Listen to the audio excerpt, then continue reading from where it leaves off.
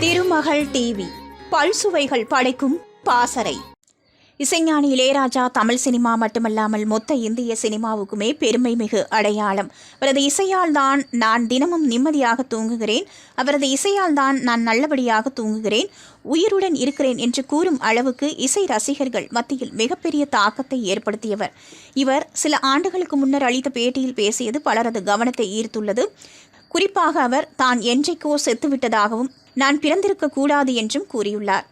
இயக்குனர் கௌதம் வாசுதேவ் மேனன் இயக்கத்தில் வெளியான நீதானே என் பொன் வசந்தம் படத்திற்கு இசைஞானி இளையராஜா இசையமைத்தார். அந்த படத்தின் ப்ரமோஷனுக்காக இசைஞானி மற்றும் இயக்குனர் கௌதம் வாசுதேவ் மேனன் கலந்துரையாடுவது போல இளையராஜாவை கௌதம் வாசுதேவ் மேனன் பேட்டி எடுப்பது போன்ற நிகழ்ச்சி ஜெயா தொலைக்காட்சியில் ஒளிபரப்பப்பட்டது. இந்த பேட்டி தொடர்பான வீடியோ இப்போதும் இணையத்தில் உள்ளது. இந்த வீடியோ தற்போது இணையத்தில் வேகமாக பரவி வருகிறது.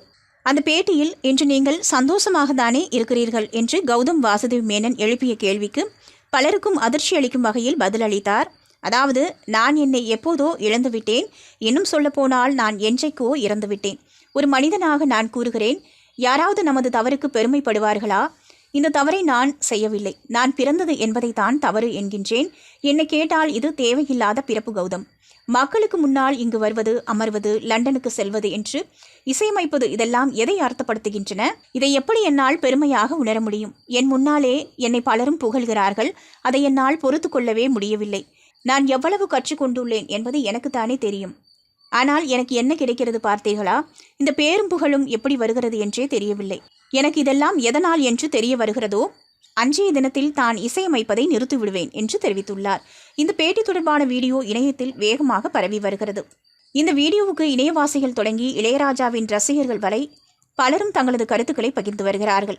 அதாவது, இளையராஜா கூறுவதை புரிந்து கொள்ளவே 100 வருஷம் ஆகும் போலேயே என்று ஒருவர் கமெண்ட் போட்டுள்ளார். இன்னொருவர், ஐயா நீ தெய்வம் யா என்று பகிர்ந்துள்ளார். ஒருவர், நான் உயிர் வாழவே உங்கள் இசைதான் காரணம் என்று பதிவிட்டுள்ளார். பலரும் அந்த வீடியோவை பகிர்ந்து வருகிறார்கள்.